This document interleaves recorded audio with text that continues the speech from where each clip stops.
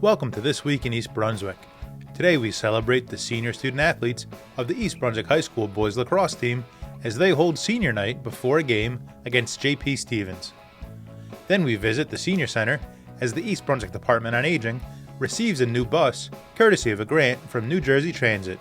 Plus we have information about the upcoming New Jersey Folk Festival, Playhouse 22's Summer Stage Under the Stars production, and a Lost Souls Public Memorial project featuring poet Glenis Redmond. So stay with us. This Week in East Brunswick starts now. Here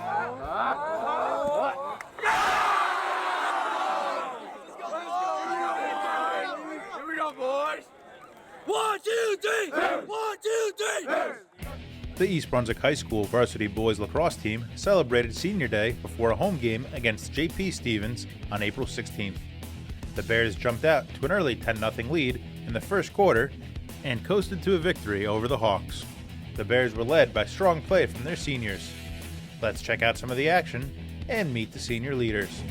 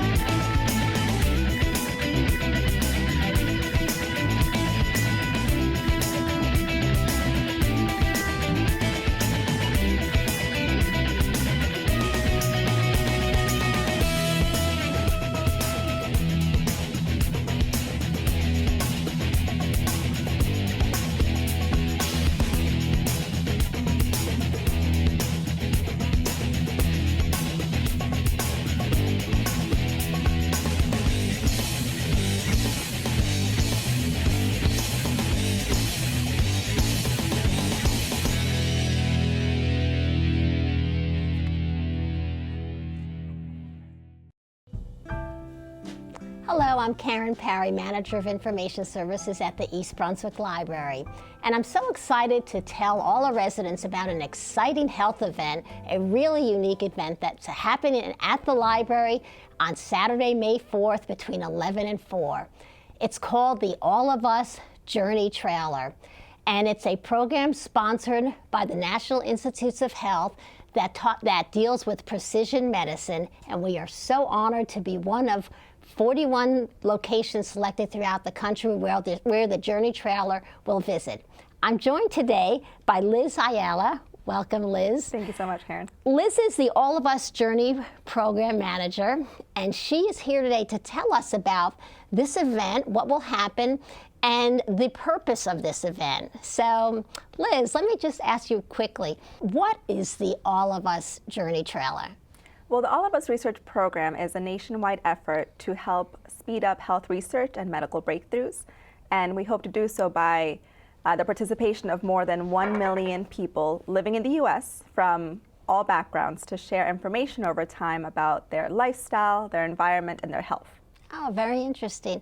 And the trailer, Liz, so this is an actual trailer, correct? That's correct. It's a 40-foot mobile exhibit that's been traveling all around the country, and it's completely redesigned, has different activities, both digital and more hands-on, to talk to people about precision medicine and the importance of health research. That's so interesting. So, so people can actually walk inside the trailer, Liz? That's correct. Okay, yes. and what ages groups would people, is this trailer really geared towards? Sure, well, this is fun for all families. Of course, everybody of all ages are welcome. Definitely geared towards middle school and older.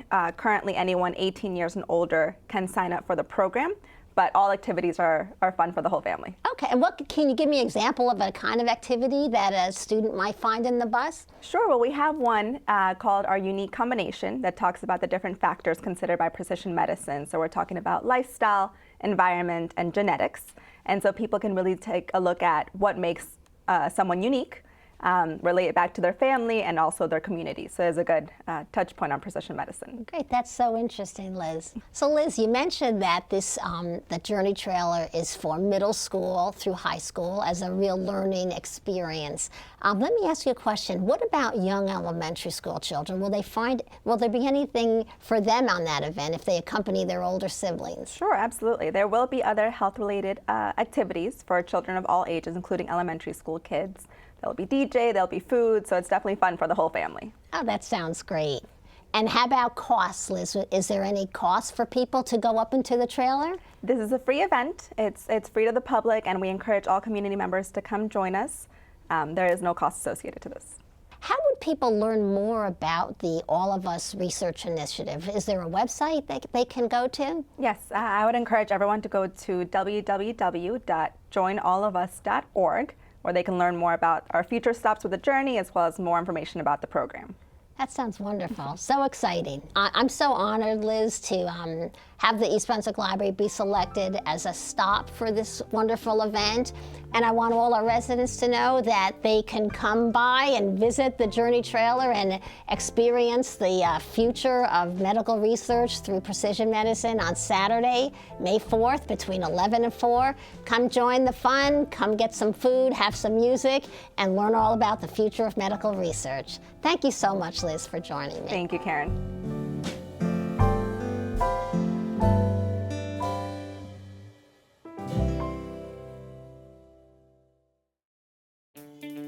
The East Brunswick Department on Aging received a new 18-passenger wheelchair-accessible bus, courtesy of a grant provided by New Jersey Transit. This is a great day for us. It makes a big deal for a lot of people to be able to get to the senior center who have difficulty getting here, and this is just going to make things infinitely better for all of us and for the seniors who aren't really able to drive or just can't get a ride here. So we couldn't be happier. We were off the list last year, unfortunately. We were the wrong East. It went to East Windsor. So this year we got the they got the East right at the state, and we couldn't be happier. So I hope everybody gets an opportunity to enjoy and use the bus, and I think it's a great thing for us, for the township and for the senior center, and I really couldn't be happier. First, I just want to say thank you so much to New Jersey Transit for this wonderful grant opportunity. This is fantastic for our seniors. We have so many people that rely on transportation to and from the center and also for local errands. And I also know that our drivers are very happy about this. And I thank every single person that was involved in helping to write this grant, and also again to New Jersey Transit. Without them, this would not be possible. So thank you so much, and we look forward to seeing you on the road.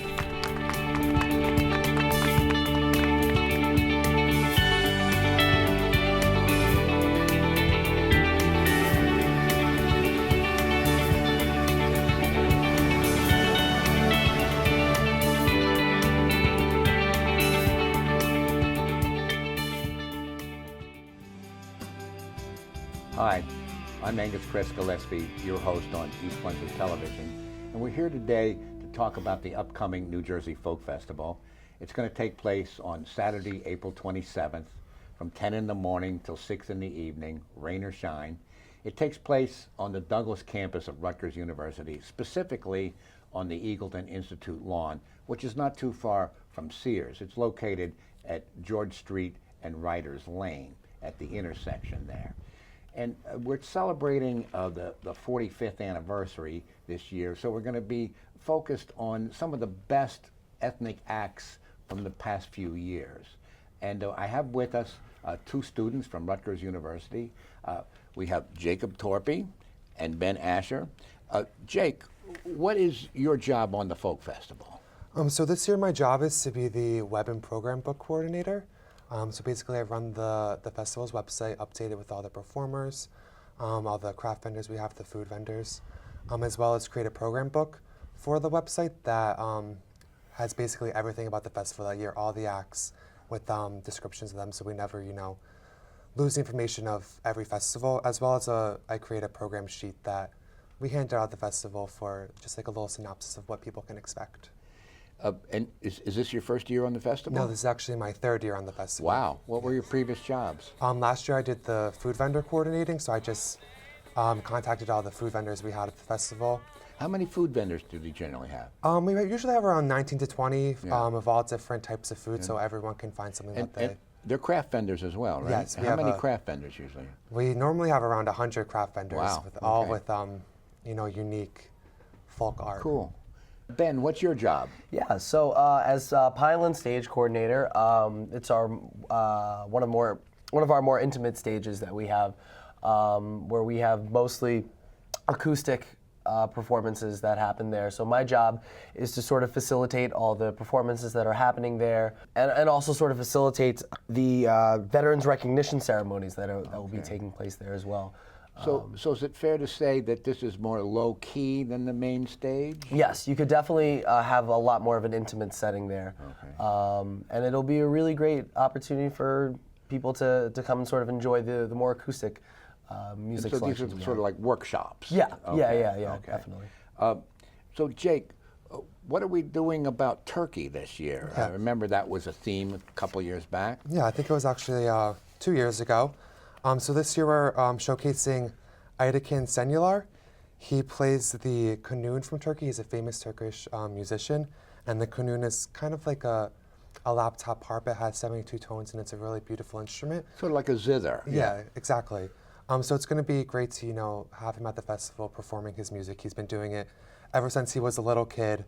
In Turkey? In Turkey, yeah. He took his father's and uncle's Wow. kanun classes and learned from them, and So went on to it's a be tradition that's professional. been passed down in his family. Exactly. Yeah. So he's definitely an expert, and he's definitely going to put on a good performance for the festival. And Ben, what about bluegrass? What are we doing about bluegrass this year? Yeah, so we have a great performer named Dan O'Day, a very multi-talented musician who plays fiddle, mandolin, guitar, banjo, stand-up bass, and also sings lead and harmony vocals with his band. Dan has performed live on radio with John McEwen and has jammed on stage with great stars such as Pete Seeger and Clarence Clemens of the E Street Band, Tony Trischka, Tom Paxton. He has a great repertoire that he has ready for us. And I understand he's also the music director for the Folk Festival. Yeah, absolutely. Yeah.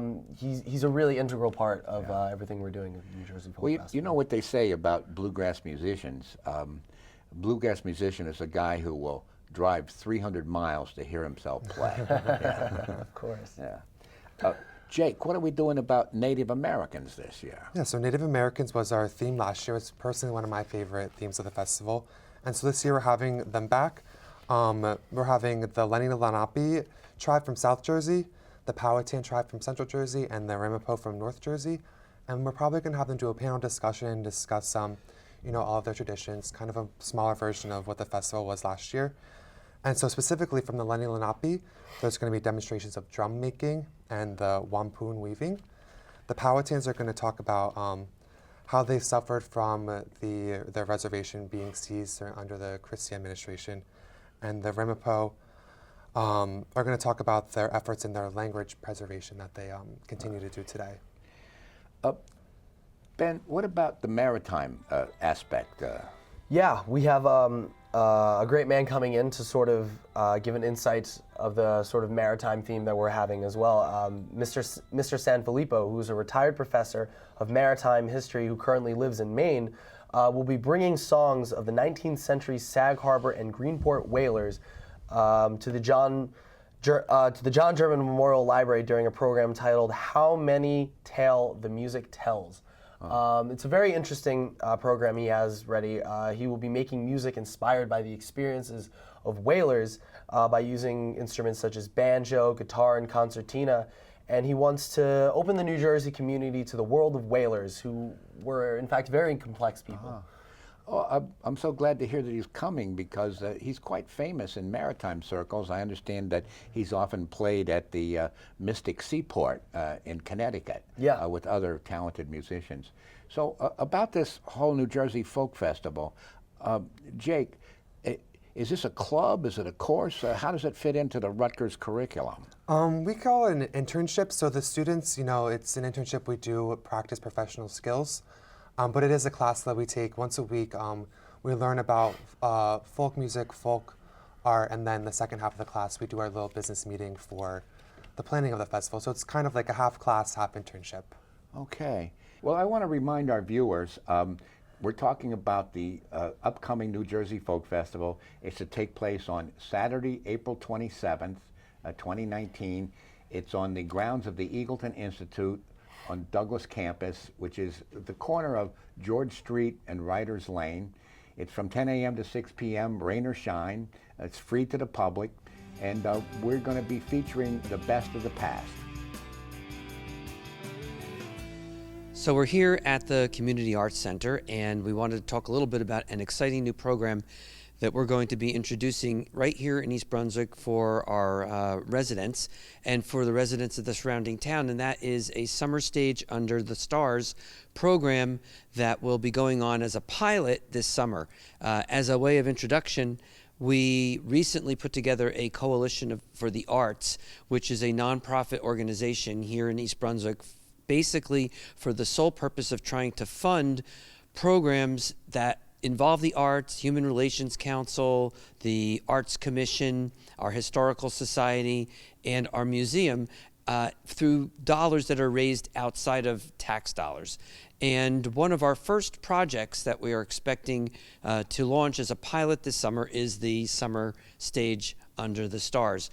Our first program is going to be Footloose, and Adam's here to talk a little bit about the program. It's part of most of the Rex programs that we do have here in the town involve a lot of work that's done over the summer, and this is going to be in addition to that. Most of you have already expected and have seen a lot of the programs that our department puts on, namely the fireworks in July, the arts program which we do in the spring. We have children's programs that go on during the summer, but most of that is funded with tax dollars. This is something that we're looking to do with generating money outside of that. We've invested significantly to make sure that we have this a successful pilot. The town is already lucky because we have a great program and a great theater here with an outdoor stage that's basically set up for this exact type of venue. And we've invested capital this year in our sound system and in the lighting so that we could make this a success. Maybe if Adam, you could talk a little bit about how that's going to work and timing, logistics, the dates that we've set aside? Yep. Well, thank you, Mayor, for giving us the opportunity here. With Playhouse 22 in the township in conjunction, we're pleased to present Footloose, which is going to be performed again outside on the amphitheater. A play that I think many people know a lot of the music already, so that should be familiar. Yeah, but it's definitely a familiar musical. It's based on a 1980s movie with Kevin Bacon. It's a good, fun musical to present this pilot program. We're going to be with Playhouse 22 in the township. We're going to be presenting it July 25th, 26th, and 27th, and August 1st, 2nd, and 3rd. It's going to be a great outdoor opportunity. Bring your whole family. That's going to be a Thursday night, Friday night, and Saturday night. It's unlike our normal productions of a Friday, Saturday, and Sunday. Sunday matinees are a little tough outside under the sun, so we decided to adjust it a little bit. But it's going to be a great opportunity for the entire family to come out. Bring your lawn chairs. Bring the whole family. It's going to be affordable. A few bucks per family. We're going to have a great opportunity. We're going to have a whole full cast out there dancing and singing. We're also going to be having auditions in early April. More information is going to be on our website soon. And we're going to encourage everybody to come out to audition. Our hope is to create a community ensemble, as we're calling it. And not just beyond our normal auditions, we're going to have people in the community, whether it's the East Brunswick Community Choir or Camp Daisy. Anybody who wants to be on stage will be able to have this opportunity to go on stage and sing and dance a little bit. You don't need much talent, just enough to carry a rhythm, which is more than I can do.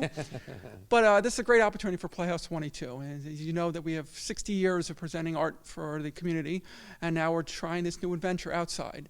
And we appreciate the working with the township on putting on Footloose. Absolutely. I think it's going to be a wonderful addition to the repertoire of things that we offer here in the township. And the fact that we have the setting already and the capacity to handle fairly large crowds here at the Community Arts Center.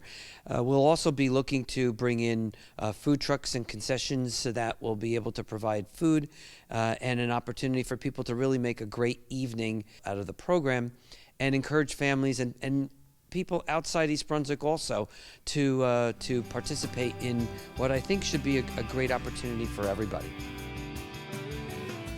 Good afternoon. I'm Toni Hendricks, and I'm a member of the steering committee for the Lost Souls Public Memorial Project. I am also the chairperson for community engagement for the New Brunswick area branch of the NEACP. And I'm Reverend Karen Johnston. I'm the minister at the Unitarian Society and also a member of the steering committee of the Lost Souls Public Memorial Project.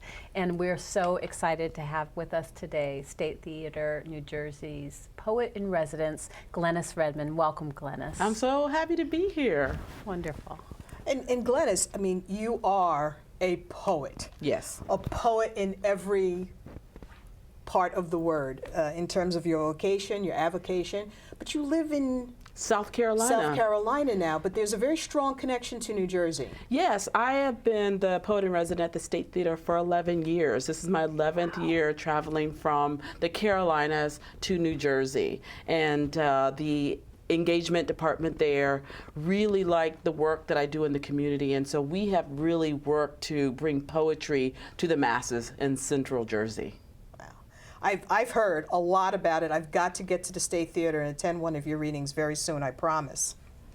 We're so excited that you have come here to be part of or adding yourself to the Lost Souls project. And I just want to make sure that everybody who's listening knows about the Lost Souls project. It's a piece of our history that for a long time was forgotten, kind of whitewashed, but yes. It's something that's been that we're bringing back. And so it's about 200 years ago in 1818, there was this corrupt judge whose residence was in East Brunswick. He was a Middlesex County judge, and he sold away over 177 African Americans, some of whom were free, some of whom would have had their freedom here in New Jersey, but he sold them into permanent slavery.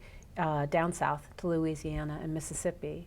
And we feel that that is a history that cannot be forgotten, that we must remember those lost souls back home. And we've been able to find, the project has been able to find so many of their names. In fact, a year ago, we had 85 of their names, and now we have, we know of 177 people. So we're trying to build a memorial. Well, it's heartbreaking. Yeah. For one, when we talk about slavery, we don't mention that these were people who had lives and loves and sorrows. And so I feel connected because my ancestors were enslaved. And so this history is important because the past is the present. We cannot be disconnected. If we're going to move forward, we must go back and reclaim that. And people will say that poets are namers. And so to find these names is a beautiful aspect of to bring them into the present day. And this is one reason why I think sometimes our young people are disenfranchised. They don't know the history. Everywhere we walk, I have a line, everywhere we walk is a cemetery. And so we must remember these names, we must honor them. And this is a work, it takes a village to do this work. So I'm so happy to be a part of this Lost Souls project. Which brings us to the topic of our conversation this afternoon, Yes. which is our second reading of the names, the remembrance of the lost souls that Reverend Karen was referencing, on May 22nd at Baker's Barn, right here in East Brunswick. And I understand that you're going to be actually, during this memorable evening, that we'll have dinner and conversation and the reading of the names, but highlighting and spotlighting some works that you have developed, some poems you've developed specifically for the event? Yes. What was your process to do that? Well, I've been commissioned, and it was wonderful when Reverend Karen asked me about it, and I said, yeah, sure, because it's a line, it's part of my mission. One of the things I was talking to her about, I was saying, what is the opposite, of remembering? And people will always say forgetting. And I said, no, the opposite of remembering is dismembering. And so remembering is a creative act. So it's really powerful to be a part of a community that is remembering, putting something back together. And so as a poet, that's what I do. I do some research, I'll read materials, but the biggest part of what I do is go sit still and let the muse, let the folks who did not have a voice speak to me. And that may sound odd, but that is the realm of the artist. That's the realm of the poet, to say, tell me what you want me to know. Tell me what you want me to say. And I do my best to channel creatively, put it on the page, and then bring it back to the community. That is the role of the poet. That's the role of the griot, the storyteller. Excellent. So I really appreciate what you said before about the past not being dead, that it's with us. And I think one of the things that is true is that we cannot tell history without art. Right? For it to be engaging. And you also said it takes the whole village to be a part of this. And so we're really hoping that many people come to this event on May 22nd, where you will be highlighted, but where we hope that there will be many voices reciting these names. It's a powerful moment. We did this last year on the site where these folks were enslaved. I saw the video, and it's a powerful act. I think we need more ritual and ceremony, especially around our enslaved people. And to say those names is a powerful thing. It charges the air, and we are changed. So we are so blessed to have you be part of this year, and we are really hoping that all of you who are listening will save the date of May 22nd from 7 p.m. to 9 p.m. at Baker's Barn. You can go to Eventbrite and look and buy tickets there. Tickets are $60, although if you spend $100, you get a specially printed broadside of a poem that Glenis is written specifically for this. So we really look forward to seeing you there. It takes a village to remember these lost souls back home.